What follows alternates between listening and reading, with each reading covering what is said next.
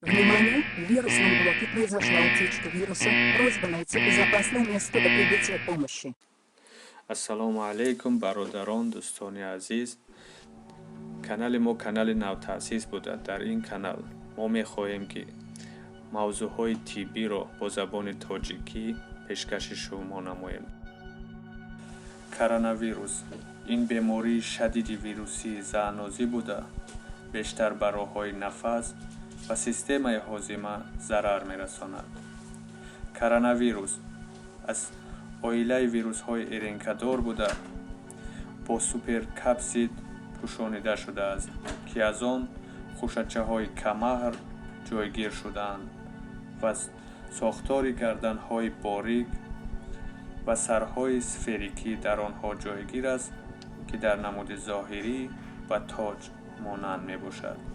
аз ҳамин сабаб ин вирус номи коронаро, яъне тоҷвирусро гирифтааст. барои одамон коронавирусҳои респираторӣ ва рӯдавӣ патогенӣ мебошанд, яъне одамон бисёртар ба ҳамин ду намуди ин вирус, яъне намуди вирусе ки роҳҳои нафасро зарар мерасонад ва намуди вирусе ки ба роҳҳои ҳозима рӯдаву меъда зарар мерасонад, гирифтор мешаванд.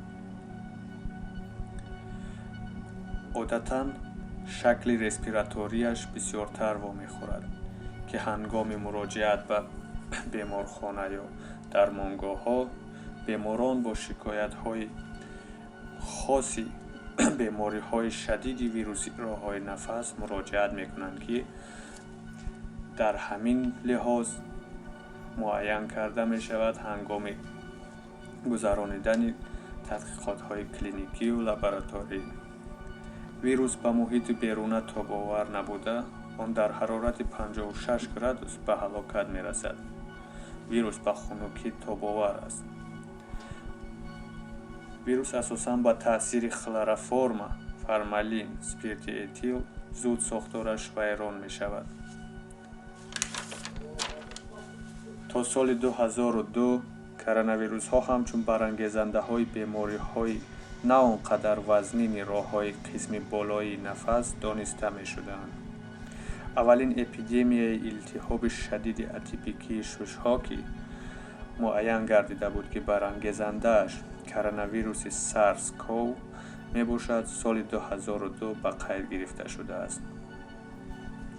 дар муддати ин эпидемия дар 37 давлати ҷаҳон зиёда аз 8000 ҳолати сироятёбӣ ба қайд гирифта шуда буд, ки аз он 774 нафари он ба ҳалокат расиданд. аз соли 2004 то соли 2012 дар ҷаҳон ҳолатҳои сироятёбӣ ба вируси коронавирус вонахӯрда буд. соли 2012 намуди нави ин вирус MERS-CoV барангезандаи синдроми респиратории шарқи наздикӣ, яъне ближневосточный респираторный синдром ба қайд гирифта шуд, ки аз 2519 ҳолати сироятёбӣ 866 нафари он ба марг анҷомидааст. соли 2019 дар шаҳри ухани хитой, вилояти хубей, намуди аз ҳама сахттаъсир ва зуд тағйирёбандаи он намуди нави коронавируси SARS-CoV маъмул ба номи COVID-19 пайдо гардид. айни ҳол барангезандаи асосии ин беморони сироятёфта мебошанд.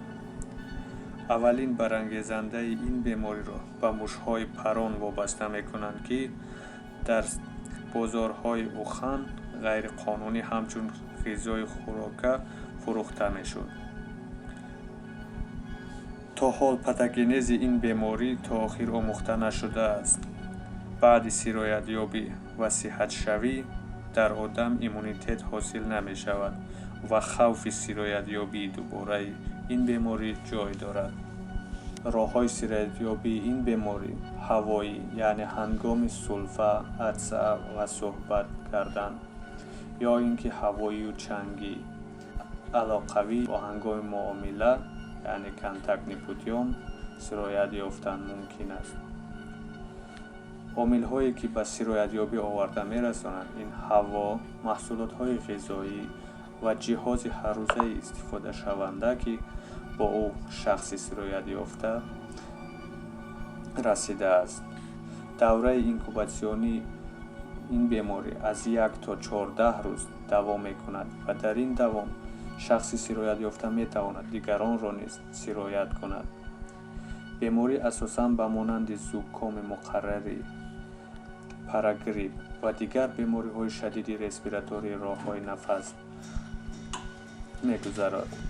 дар беморон дар 90% онҳо баландшавии ҳарорати бадан, дар 80% онҳо сулфаи хушк, дар 50% онҳо нафастангӣ ва дар 44% онҳо дарди мушакҳо ва сустиву бемадорӣ дида мешавад.